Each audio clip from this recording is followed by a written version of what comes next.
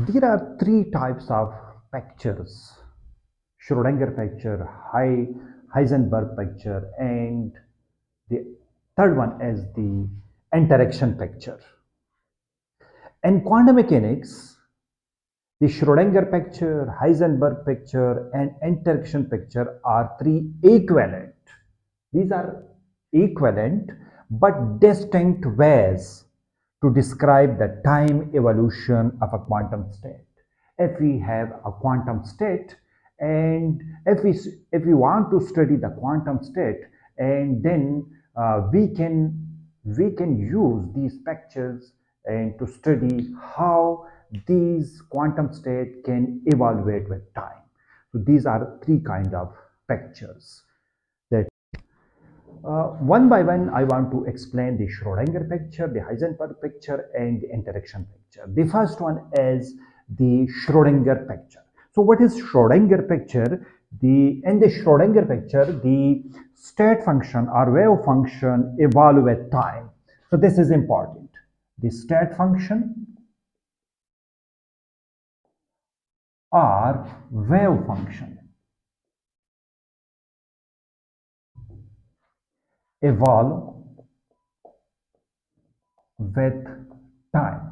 It means that in a Schrodinger picture, the state function or wave function depends upon time. And the second thing is the operators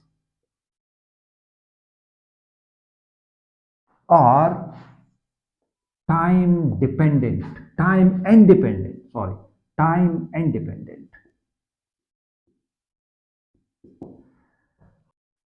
So this is very easy that in the Schrodinger picture, the wave function depends upon time and the operators as independent.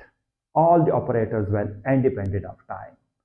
And using this, we can write the Schrodinger equation H psi of t. This wave function is dependent on time and this is independent of time, which is equal to iota h cut partial psi of t divided by partial t. So in this Schrodinger wave equation, psi is dependent of time and this is the operator we have, the Hamiltonian, this is independent of time. When a light is interacting with a matter, then we have the Hamiltonian, and this Hamiltonian which is equal to h naught plus hi. And we know about this is the free part and this is the perturbed part of the Hamiltonian. And from this equation, we can derive the wave function which is evolving with time. So from this equation, we can write the partial psi of t divided by partial t. This is nothing but this is psi dot of t. In a more Kett-Bragg notation, we can write the Schrodinger wave equation psi dot of t, which is equal to minus iota divided by h cut and h psi of t. So this equation and this equation remains the same. And from here, if I try to find out the wave function from this equation, this is equal to partial psi of t divided by partial t, which is equal to minus iota divided by h cut, h psi, and psi of t. Then I am interested to find out the psi of t. Then I can move this time to this side and this wave function to this.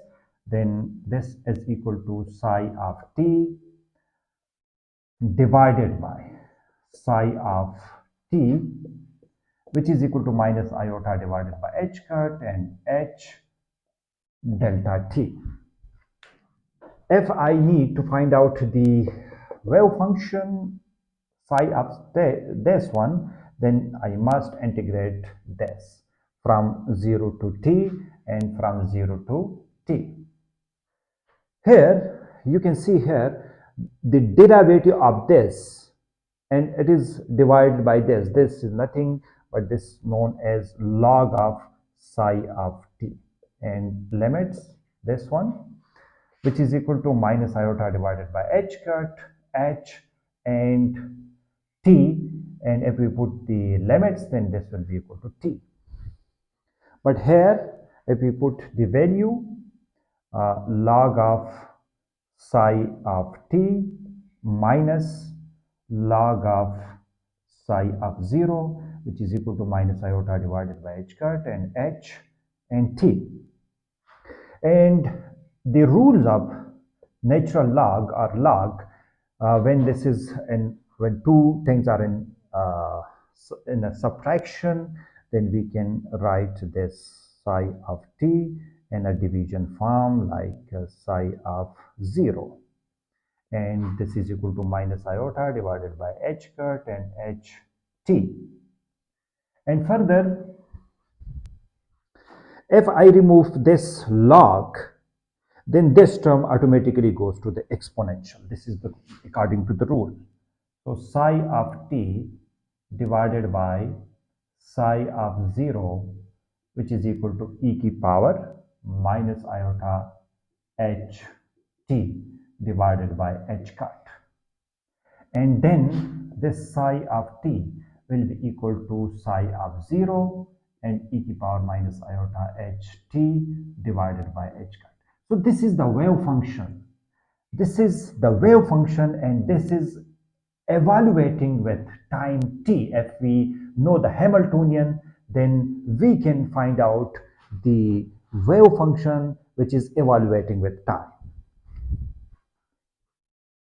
We can write psi of t, which is equal to e की power minus iota h t divided by h cut and psi of 0. So this is the more suitable form of this equation.